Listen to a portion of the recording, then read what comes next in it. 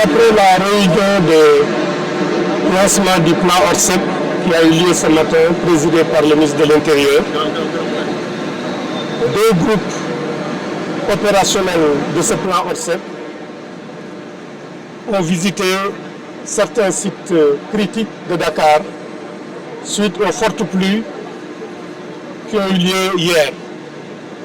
Il s'agit des groupes secours et sauvetage et des groupes travaux sous la direction de monsieur le gouverneur de la région de Dakar, accompagné de tous les services de l'État, notamment la Brigade nationale des sapeurs-pompiers, l'armée, l'Office national d'assainissement et la direction de la prévention et de la gestion des inondations. Et nous avons trouvé ici aussi les autorités territoriales et des représentants des populations.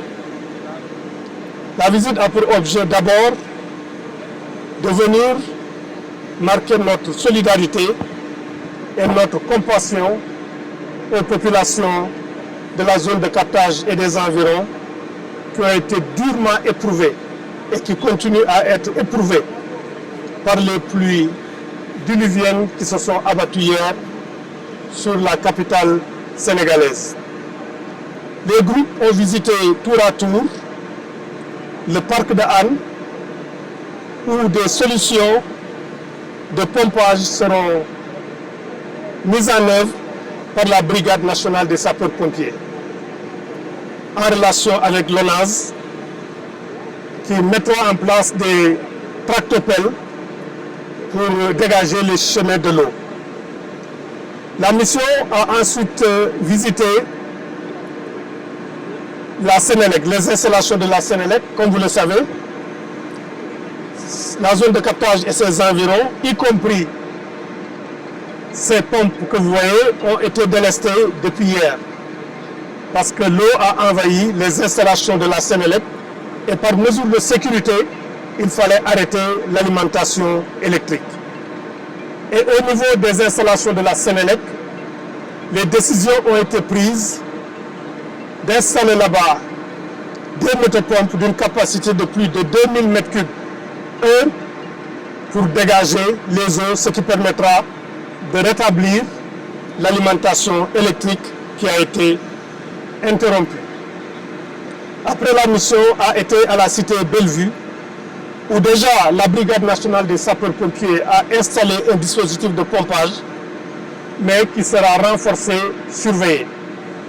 Ensuite, la mission est venue ici, au niveau de la station et du bassin de la zone de captage. Bassin dont le débordement des eaux, d'abord à ras le mur, après par l'effondrement d'un pan de mur, a amené l'eau dans les quartiers environnants. Mais en plus de ce débordement du bassin, il y a qu'une partie de l'eau ne pouvait plus arriver parce que le bassin avait atteint ses capacités maximales de stockage d'eau. Mais comme les gens qui ont travaillé ici hier le constatent, hier nuit, l'eau était à ras de hanche, là où nous sommes actuellement en train de faire le point de presse. Hier nuit, l'eau était à ras de hanche.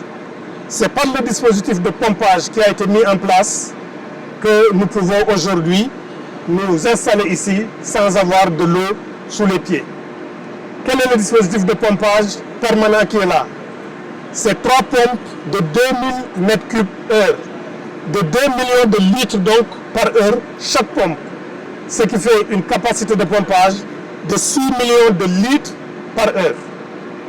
Et déjà lors des premières pluies qui avaient occasionné l'effondrement du mur et l'inondation du quartier, l'Office national d'assainissement, dans le cadre d'un programme spécial d'acquisition de matériel complémentaire, avait installé ici 2 motopompes de 1000 m3.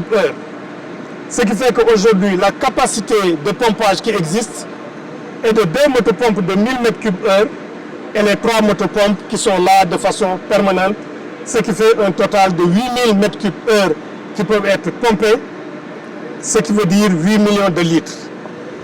Le dispositif de pompage a été maintenu parce que dès les visites qui ont été effectuées ici, on avait demandé à l'ONAS, le gouvernement avait demandé à l'ONAS de doter un groupe électrogène neuf supplémentaire.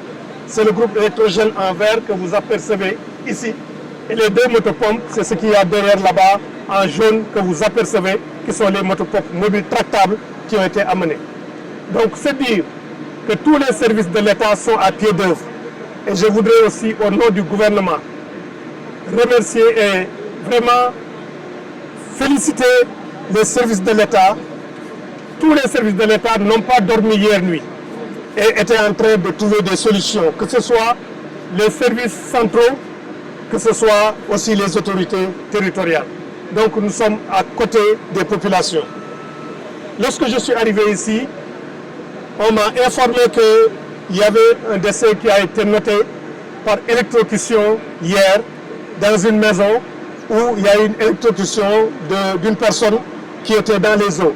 Et je leur ai expliqué, effectivement, c'est la raison pour laquelle la Sénélec, par mesure de sécurité, a interrompu l'alimentation en électricité.